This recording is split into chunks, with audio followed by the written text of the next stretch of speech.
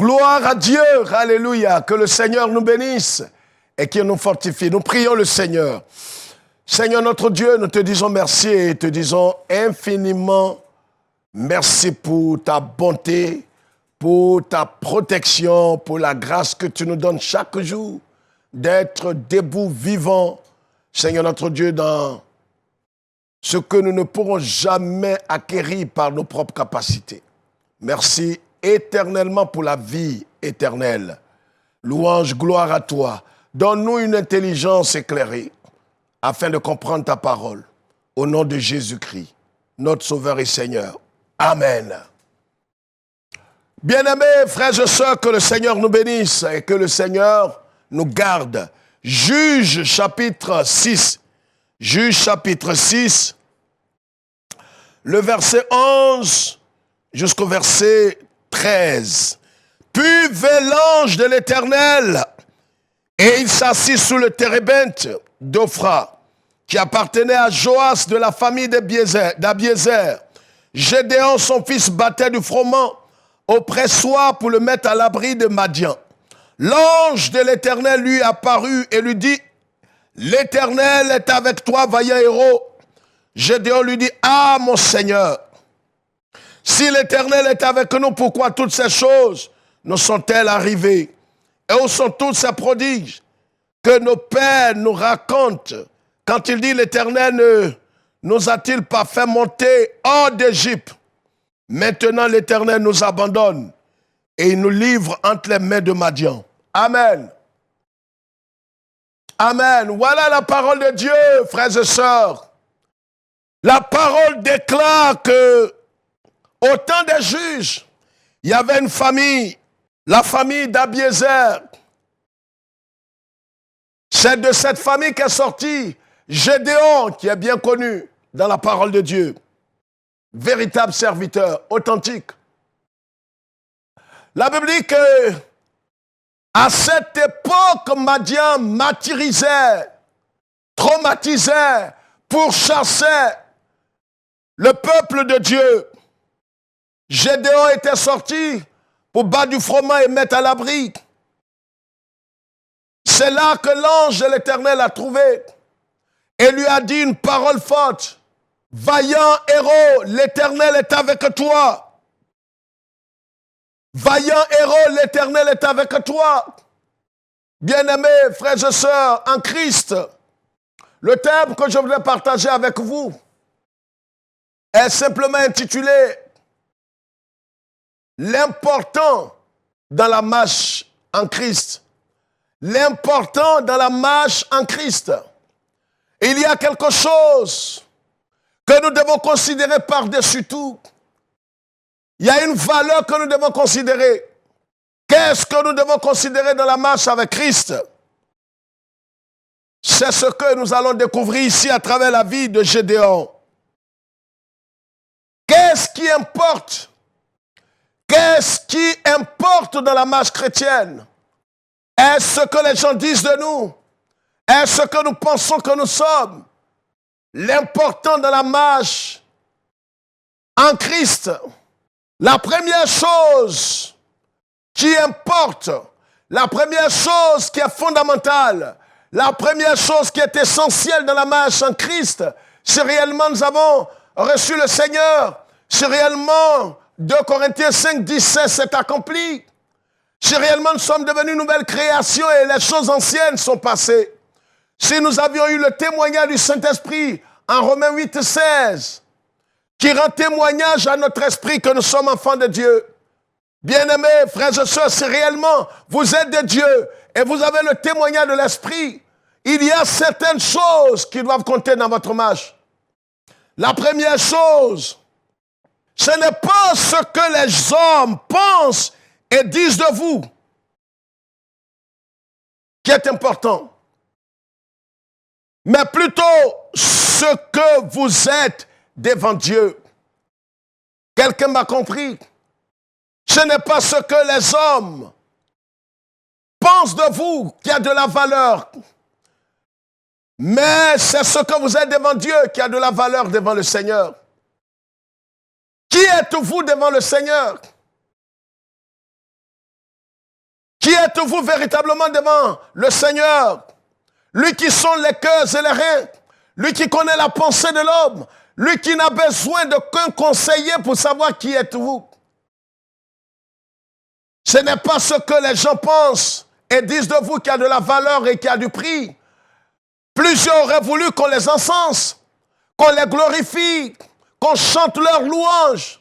Mais ce que les hommes pensent de toi, ce que les hommes disent de toi n'a pas de valeur. Ce que les hommes pensent et disent de toi n'a pas de valeur par rapport à ce que tu es véritablement à la lumière de la parole de Dieu devant Dieu. Qui es-tu devant le Seigneur? Est-ce que tu as le témoignage du Saint-Esprit de qui tu es? La Bible dit en Jean chapitre 1, le verset 12, à ceux qui l'ont reçu, à ceux qui croient en son nom, elle qui est la parole vivante, donne le pouvoir de devenir enfant de Dieu. Je suis un enfant de Dieu. Je suis un fils de Dieu. J'ai la vie éternelle. J'ai le témoignage du Saint-Esprit dans mon cœur. C'est ce que je suis devant le Seigneur. Ce n'est pas de l'orgueil de le dire, mais c'est de confirmer le témoignage de Dieu dans ma vie. Je ne suis pas ce que les gens pensent que je suis. Je ne suis pas ce que les gens rêvent que je suis. Je suis ce que Dieu dit que je suis. Le Seigneur dit, je suis fils de Dieu. Parce que j'ai cru au Seigneur. Le Seigneur dit que je suis lavé dans le sang de l'agneau. C'est ce que je suis. Qui êtes-vous devant le Seigneur? L'important dans la marche avec Christ. Qu'est-ce qui importe dans la marche avec le Seigneur? Est-ce que les hommes disent ou pensent de vous? Malheureusement, aujourd'hui, plusieurs sont marqués dans leur esprit, ont reçu des blessures intérieures, sont désabusés, sont découragés, désespérés, parce qu'ils ont entendu des choses venant des hommes à leur sujet. Et ils ont été détruits. Qui es-tu devant le Seigneur? Est-ce que réellement tu es un enfant de Dieu? Voilà ce que l'ange a dit à Gédéon. Gédéon avait une autre pensée de lui-même. Gédéon se sous-estimait. Gédéon n'avait pas confiance véritablement en ce que Dieu dit de lui. On ne te demande pas de mettre ta confiance en toi et de te glorifier dans la chair comme cela se fait aujourd'hui.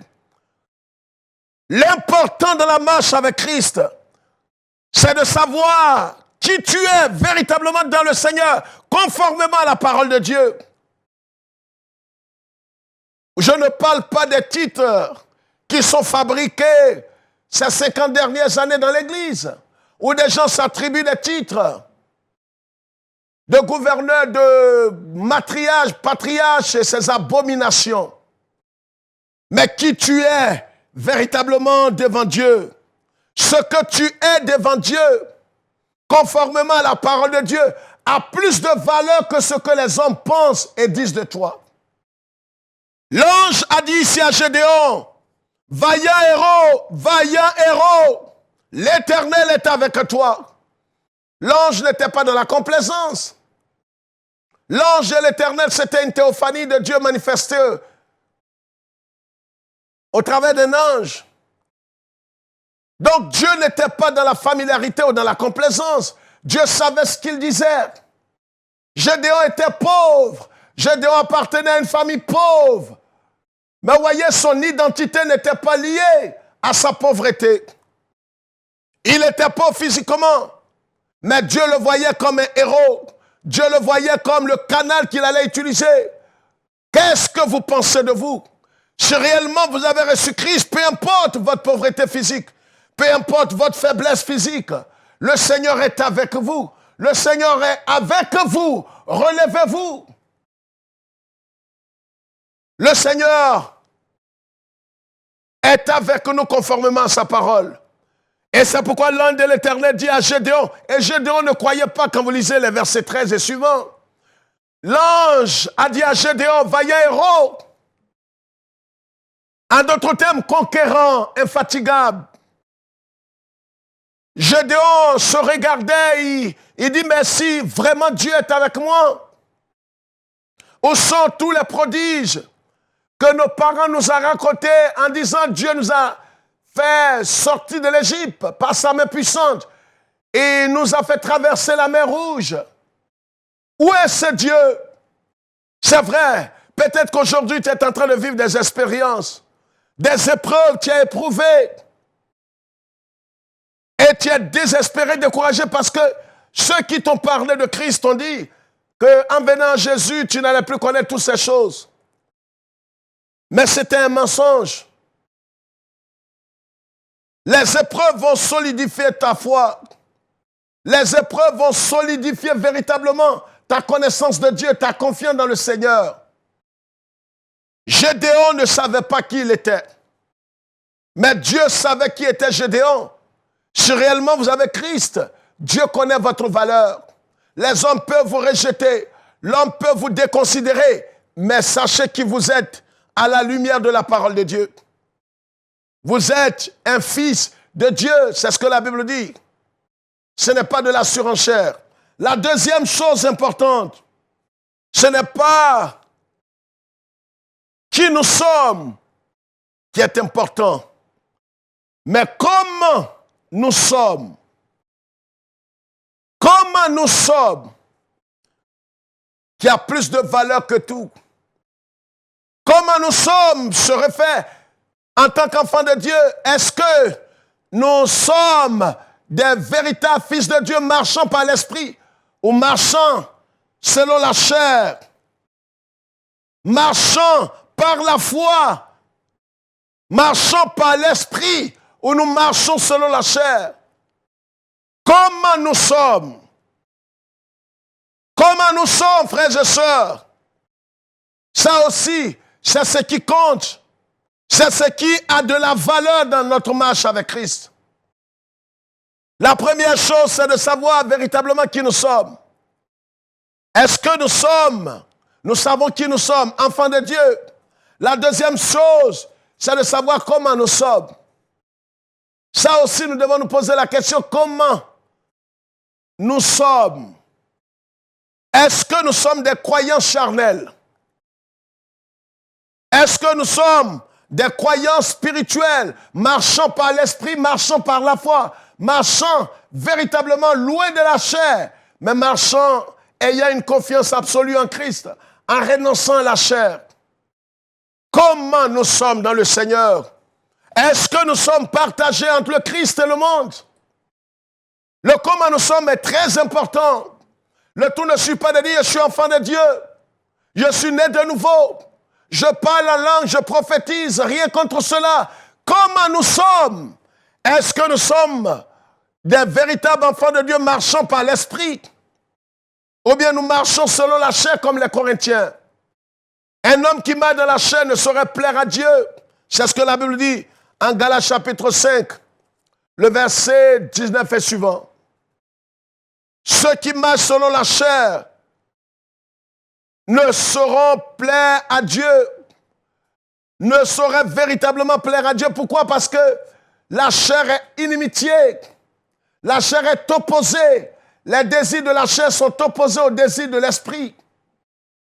Et celui qui marche selon la chair ne peut plaire à Dieu, ne peut être dans la volonté de Dieu, ne peut connaître véritablement les plans et les directives du Seigneur. Bien-aimés frères et sœurs, c'est très important. L'important dans la marche avec Christ, qu'est-ce qui est important? C'est ce que nous sommes en train de voir ensemble, ce qui compte, ce qui est essentiel.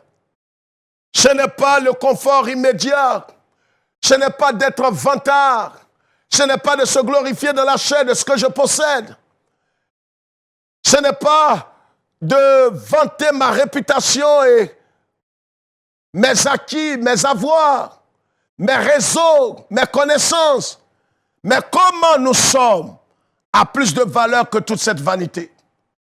Si je suis un chrétien charnel, demeurant encore dans l'immoralité, dans le péché, tout en me réclamant de Christ, tout en prophétisant, je demeure encore dans les orgies dans le monde, je marche selon le principe de ce monde, alors je dois savoir qu'en vérité je ne suis rien.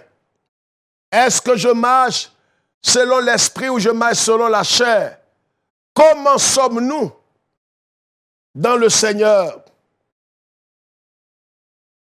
La troisième chose importante, c'est de savoir que ce qui compte, ce n'est pas d'avoir beaucoup de connaissances, mais de mettre notre connaissance ou de mettre la connaissance révélée en pratique, selon Jean 13, 17. Jésus le dira, si vous savez ces choses, la Bible dit, mon peuple périt parce qu'il lui manque la connaissance. Ce qui compte, ce n'est pas d'emmagasiner la connaissance stérile. Aujourd'hui, les gens récitent les versets à tort et à travers, et souvent même hors de leur contexte, pour en faire un prétexte. Aujourd'hui, vous allez aller sur les réseaux sociaux et regarder des vidéos, des imposteurs, des antéchrists, des gens qui vont vous démontrer par la Bible,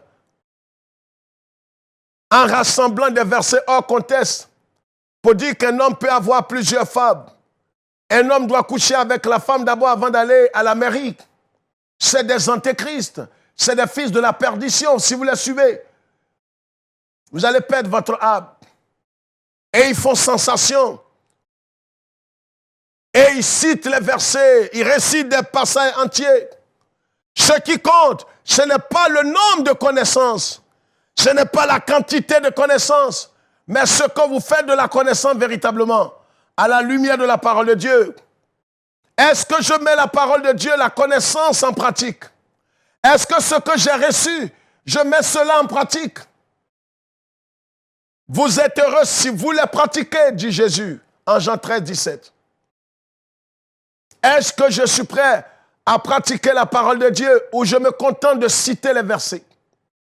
Hors contexte, pour en faire des prétextes, pour satisfaire la chair. C'est ce qui est fait aujourd'hui, malheureusement. On dit, mais il cite les versets, rien contre cela. Il connaît la Bible entière, par cœur, rien contre cela. Le diable connaît aussi la Bible. N'oubliez pas que le diable a cité les passages à Jésus. Il a dit à Jésus, il est écrit, le diable peut citer la parole de Dieu, mais il ne met pas les connaissances, les révélations en pratique. C'est ce qui fait la différence entre Satan et nous. Malheureusement, beaucoup ont l'esprit de Satan. Ils citent les versets, mais ils les citent hors contexte, comme Satan, leur père, le fait, et ils ne les mettent pas en pratique. Bien-aimés, frères et sœurs, c'est important de comprendre ces choses importantes.